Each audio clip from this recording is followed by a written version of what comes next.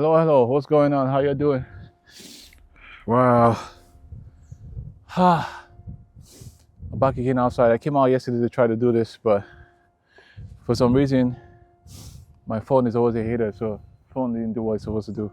Battery died on me, and it was much colder yesterday, but today is way better.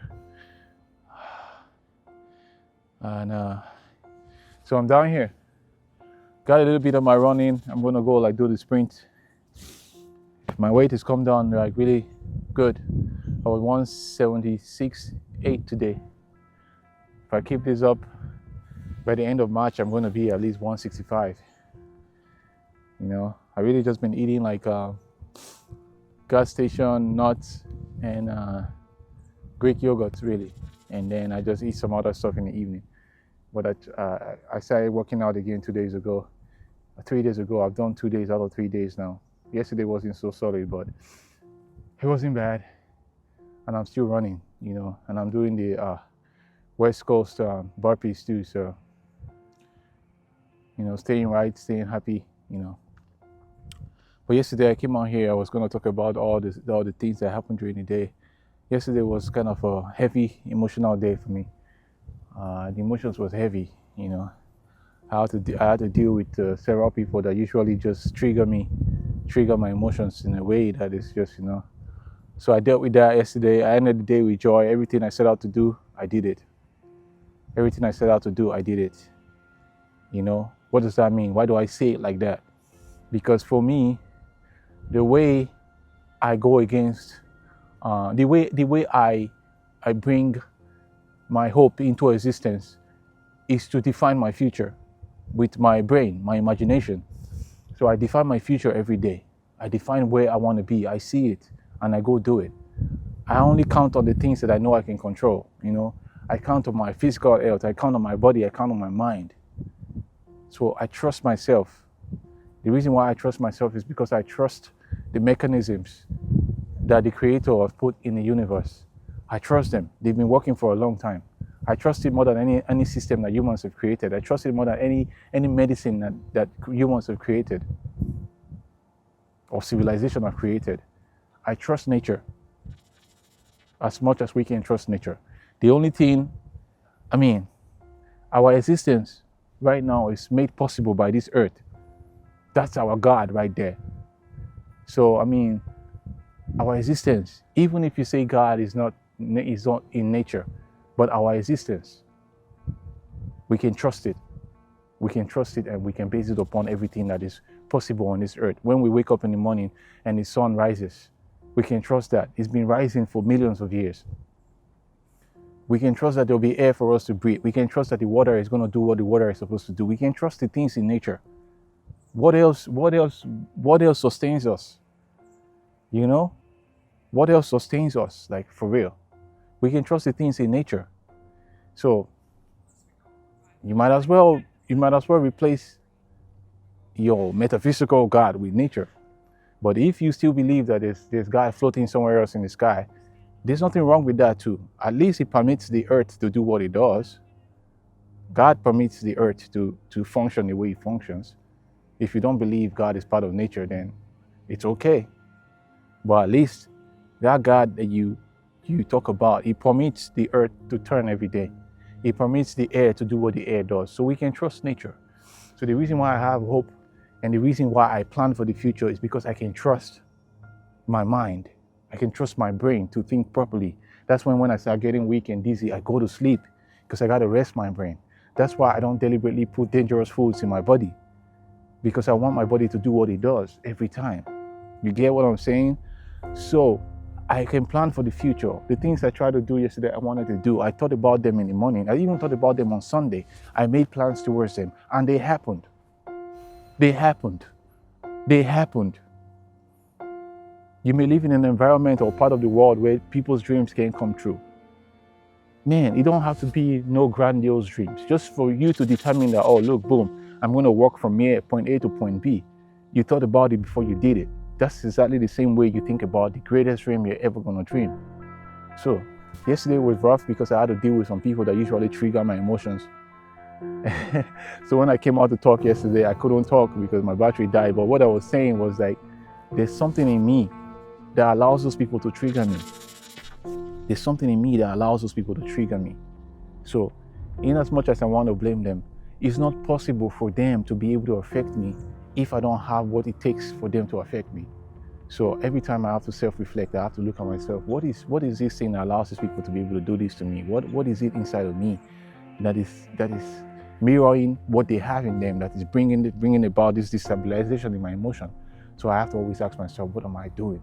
How am I putting these people in a position where they can do that to me? And why is my spirit able to receive that? Or why do they even feel they can do that? What is in me that they see that make them feel that I owe them that destabilization in my own emotion? So I have to check myself every time. So yesterday I literally had to cut off somebody that I was trying to keep around, because I felt like, oh boom, we've been working together, and this person, I felt like I've done everything to show this person that I am a stand-up guy, but for some reason he just decides to not take me serious. So I had to let him know yesterday that, bro, I'm not working with you anymore. It's okay. I told him exactly why. Your communication is whack. There's several people that I deal with every day like that. So I also have to check myself, what is in me that is making this type of thing possible. So I always check that. I try to fix it. But today has been slow. I haven't gone out to work or anything, but I just kind of chilled, cleaned around. Of course, my mind is always going around, like there's something that's been on my mind for a long time. Like, it's been on my mind, man. I'm trying to fight it. I'm trying to say, okay, I don't want to do it, but I go to sleep thinking about it. I just have to do it. That's what I'm thinking. It's simple. Okay, check this out. You may have seen me talk about joy recently. If you follow me, you may have seen me share joy. My 43rd birthday was like my joy chapter. I've been tinkering with that idea of joy, because check this out. I have been sad for a long time, especially since I've been in the US. It's been a lot of sadness for me. Most of the things I put my trust in, I've just failed, like woefully. So I've struggled, like from the day I got into this country, I've struggled. But I never gave up faith. I just kind of hoped. So every day I would search the internet and comb whatever I thought was wrong with me. I kept on researching, trying to find the answers to it. Like, why am I suffering like this? So half part of last year, I think I figured it out finally. So I say I found joy. I found out how to be happy. Finally. I literally have a formula for happiness now that I use. The way I found happiness, the way I understand happiness, the way I was finally able to get back to the center of me and who I am. Like the way I finally knew what the hell I was doing here. Confidence, understanding of my place on earth and what I am.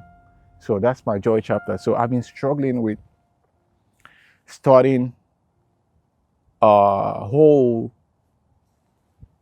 dimension of my creative portfolio, whatever you call it, my creative ability. I've been struggling with the idea of being like not like a motivational speaker, but like somebody that talks about how I found happiness and use that to, now I'm looking at life from a different lens. So I want to talk about everything I'm seeing from this new lens, because I used to look at life from a different lens, and that was what was producing the amount of sadness I was feeling.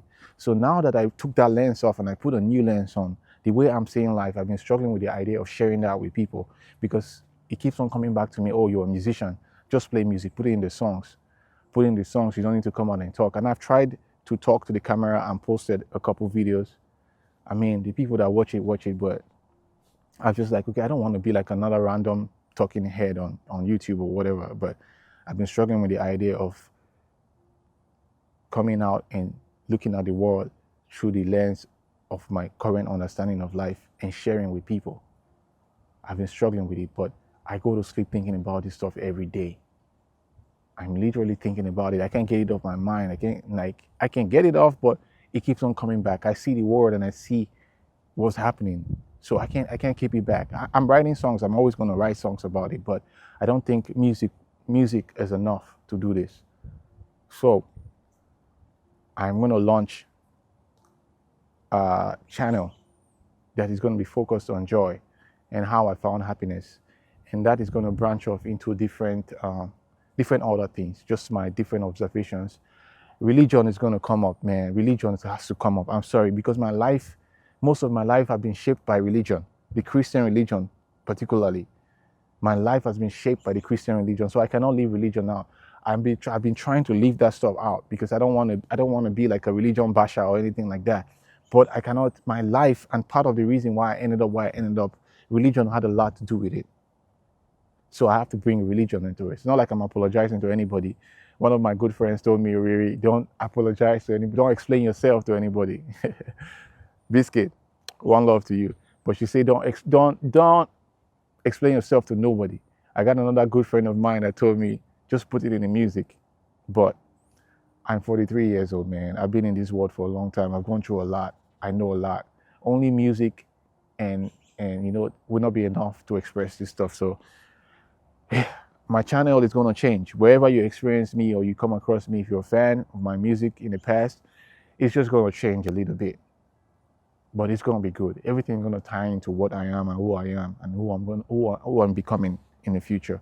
So stay locked with me as I continue to do these talks. I come out here to run every day, most of the day, at least 4 times a week, if the weather is not so crazy. This is also part of my worship. I call it worship. This is part of my appreciation. It's like a gratitude. It's my joy walk, my joy run. I come out here to say thank you God, for giving me this life.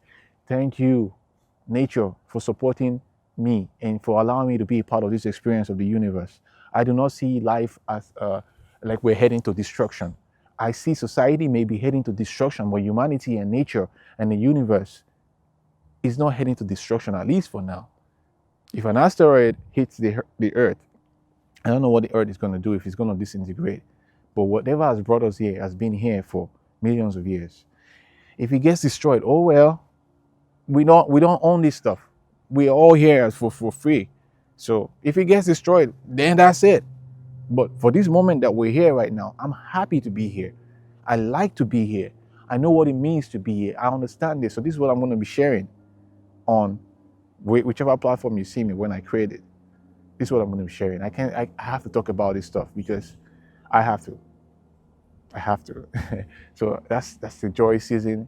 It may take another title when I start to put out this content, but you'll be hearing from me, and I'm happy to be here. I'm happy to connect with the people. Thank you so much for staying in touch. I'm going to go back now and continue doing my running. I'm happy to be here. God bless you.